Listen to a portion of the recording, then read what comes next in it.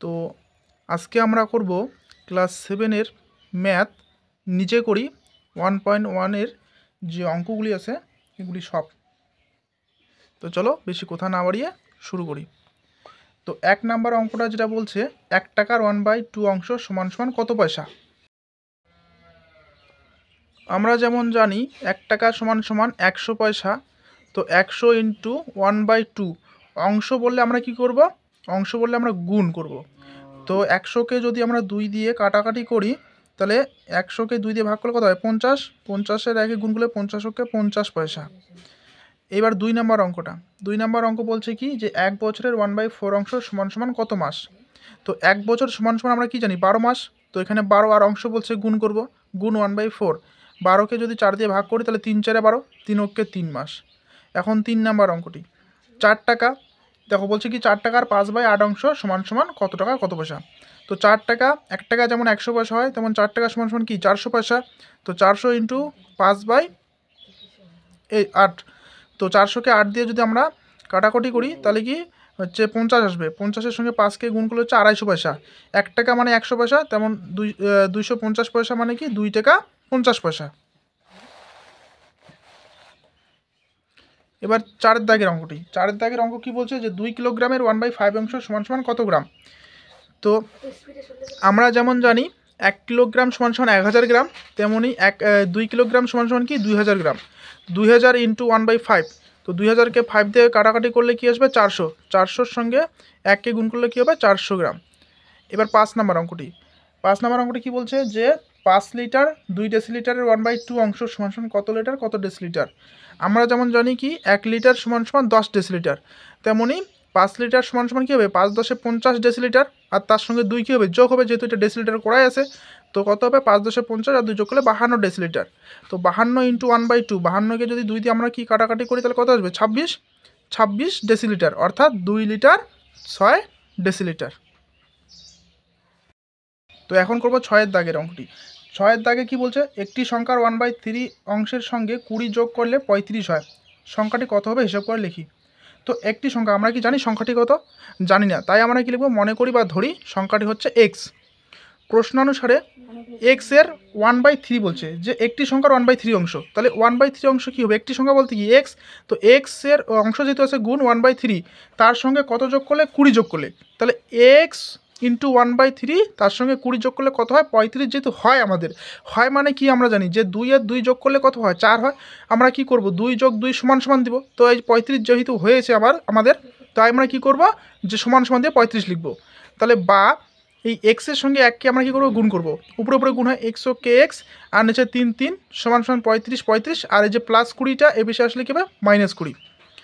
বা এক্স সমান সমান 35-এর থেকে 20 বাদ দিলে আমাদের কথা 15, আর 3 এদিকে আছে ভাগে, বা এই যে ভগ্নাংশের নিচে মানে ভাগে, এদিকে আসলে কী হবে গুণে। তাহলে 3 15 45, এক্স সমান সমান 45, তাহলে সংখ্যাটি কত হবে 45। তো এখন করব আমরা 7-এর দাগের অঙ্কটি। হিসাব করে দেখি যে 5/7 এর 2 গুণের সঙ্গে কত যোগ করলে 3 পাবো। তাহলে আমরা কি জানি যে কত যোগ করব, জানি না, তাই আমরা ধরে নিব যে ধরি এক্স যোগ করব। প্রশ্নানুসারে 5/7 এর যে কত বলছে 2 গুণের সঙ্গে, তাহলে এই যে 5/7 ইন্টু 2 হবে, তার সঙ্গে কত যোগ করলে, কত যোগ বলতে কি হবে এক্স যোগ কত যোগ করলে 3 পাবো। তাহলে যেহেতু 3 আমরা পাবো তার জন্য আমাদের কী লিখতে হবে এখানে সমান সমান দিতে হবে। তাহলে কি এই যে 5/5-এর সঙ্গে 2 গুণ করলে 5 2 10, নিচে 7 7 প্লাস এক্স সমান সমান 3। তো বাইরের নিচে আমরা এখানে কি করব প্লাস থাকলে লসাগুর সিস্টেম করতে লাগে আমাদের। তো এখানে তো আলফাবেট, এখানে সেম একই প্রসেসেই করব কিন্তু একটু আলাদা হবে। 7 7-এ হবে, এই 7কে 7 দিয়ে ভাগ করলে কত আসে 1, 1-এর সঙ্গে 10-এর গুণ করলে 10-কে 10 প্লাস, আর এটার সঙ্গে ডাইরেক্ট এটা আমরা কী করে দেবো গুণ করে দেবো, যেহেতু এইখানে ভগ্নাংশ নেই বা কোনো কিছু নেই। যদি মনে মনে 1 ধরি তাহলে 1-এর সঙ্গে 7কে ভাগ করলে কি 7, 7-এর সঙ্গে এক্স গুণ করলে 7 এক্স হয়ে যায় সমান সমান 3। তো যে উপরেরটা লিখে দেবো, আর 3 3 এদিকে 7 আছে ভগ্নাংশ, এই বিষয় আসলে কি গুণে আসবে। তো 7x সমান সমান 3 7 21 প্লাস 10, এদিকে আসলে কী হবে -10, আর এখানে x সমান সমান 21-এর থেকে 10 বাদ দিলে হচ্ছে 11, 7 আছে গুণে এদিকে আসলে ভাগে, ঠিক আছে।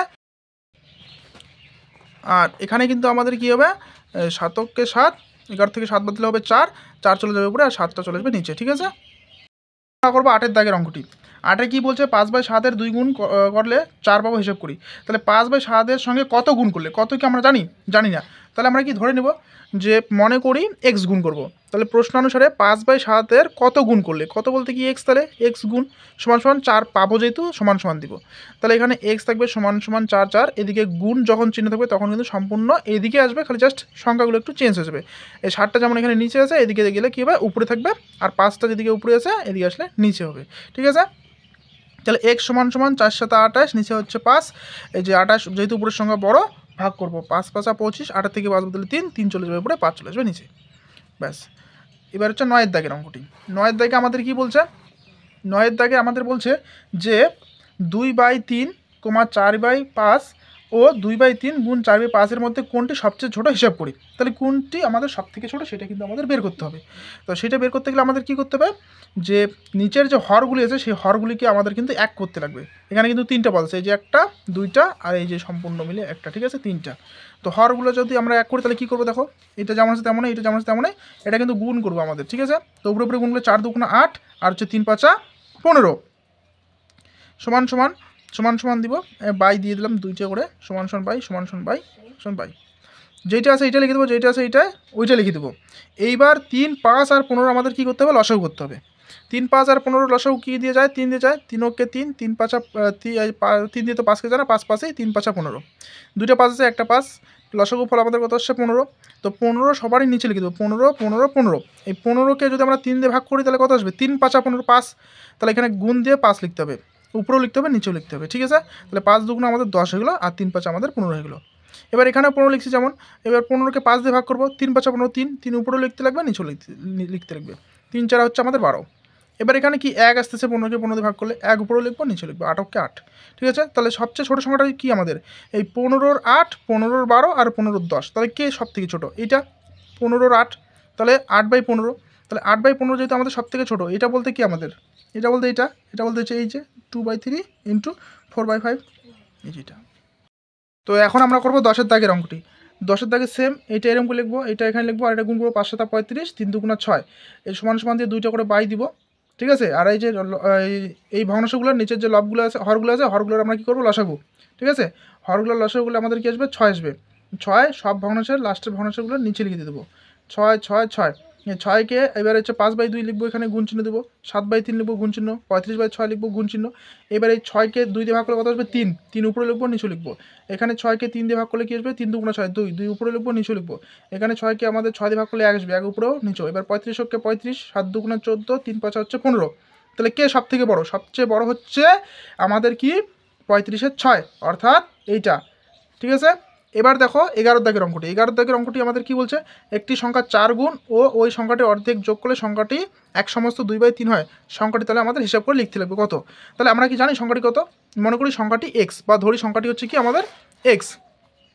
তো দেখো এখানে প্রশ্ন অনুসারে একটি সংখ্যা 4 গুণ, তার মানে এই সংখ্যাটার কয় গুণ, 4 গুণ, তাহলে এক্স গুণ 4, তার সঙ্গে আবার কি যোগ করতে হবে, অর্ধেক যোগ করতে হবে। অর্ধেক অর্ধেক বলতে আমরা কি বুঝি, যে কোনো সংখ্যা যদি 10 এর অর্ধেক কত হয় 5, অর্থাৎ আমরা কি লিখতে পারি, 10/, কি লিখতে পারি, 10/2 লিখতে পারি, 10কে 2 দিয়ে ভাগ করলে তবেই তো 5 আসবে নাকি। তো এই যে একটি সংখ্যার হচ্ছে অর্ধেক যেহেতু, তাহলে x/2 সমান সমান কত হয়, এক সমস্ত 2/3 হয়। তো এখানে 4 এর সঙ্গে এক্সকে গুণ করলে 4x প্লাস x/2 সমান সমান এই যে 3 3 লিখবো, সমস্ত হাঁটাবো, 3 × 3 আর 2 যোগ করলে 5। এবার হচ্ছে এখানে কি করবো, আমরা লসাগু করবো। ঠিক আছে, 2 2 লিখবো, 2 এর সঙ্গে 4কে গুণ করলে 4 × 2 = 8x প্লাস 2 দিয়ে মিলে গেছে হচ্ছে x, যেটা আছে এইটা। এবার হচ্ছে কি আমাদের 8x আর x যোগ করলে কত হবে, 9x সমান সমান যেটা আছে এইটা লিখবো, 2 এদিকে ভাগে আছে, এদিকে আসলে গুণে হবে, এই যে x থাকলো সমান সমান 5 × 2 = 10/3, আর 9 এদিকে গুণে আছে, এদিকে আসলে আমাদের কী হবে, ভাগে হয়ে যাবে। ঠিক আছে, গুণ চিহ্ন দিয়ে ভাগে বসে যাবে। তো x সমান সমান 10 আর 3 লং হচ্ছে 27, এটাই আমাদের একটি সংখ্যা। এবার আমরা 12 দাগের অঙ্কটি করবো। 12 দাগের অঙ্কটি কিন্তু ভালো করে বুঝতে হবে যে 1/2 - 1/3 ভগ্নাংশটি 1/2 + 1/3 এর মধ্যে কতবার আছে। আচ্ছা, কতবার আছে, তার মানে এই কথাটা ভালো করে বুঝতে হবে। আমরা যদি বলি যে 2 10-এর মধ্যে কতবার আছে, 2 10-এর মধ্যে কতবার আছে, তাহলে কী করবো, 10কে 2 দিয়ে কী করবো, ভাগ করবো, 5 বার আছে, কতবার থাকে, তাহলে 5 বার। তো আমাদের কিন্তু কী করতে লাগবে, যে এইটা কিন্তু সামনে লিখতে হবে। ঠিক আছে, এইটা সামনে লিখতে হবে, আর এইটা কিন্তু পিছনে লিখতে হবে, আবার কিন্তু ভাগ চিহ্ন দিয়ে। ঠিক আছে, তো 1/2 + 1/3, এটা যদি আমরা লসাগু করি, 3 আর 2 তো লসাগু যায় না, গুণ করে দেবো, 3 2 হচ্ছে কি 6, 6কে 2 দিয়ে ভাগ করলে আসবে 3, 3 এর সঙ্গে 1 এর গুণ করলে 3 × 3 প্লাস, এবার 6কে 3 দিয়ে ভাগ করলে 2 এর সঙ্গে 1 এর গুণ করলে 2 × 2 ভাগ, 3 আর 2 লসাগু করবো 6। এবার 6কে যদি 2 দিয়ে ভাগ করি তাহলে কি আসবে, 3, 3 এর সঙ্গে 1 এর গুণ করলে 3 × 3 মাইনাস, আর 6কে 3 দিয়ে ভাগ করলে 2, 2 × 2। ঠিক আছে, 3 আর 2 যোগ করলে 5/6, ভাগটা গুণচিহ্ন হয়ে যাবে, এখানে কিন্তু ডাইরেক্ট করে দিছি, ঠিক আছে। তো 3 আর থেকে 2 বাদ দিলে কত হবে 1, আর 6টা চলে যাবে উপরে, কারণ এখানে কি ভাগটা গুণ হয়ে গেছে, সংখ্যাগুলো কী হচ্ছে চেঞ্জ হয়ে গেছে।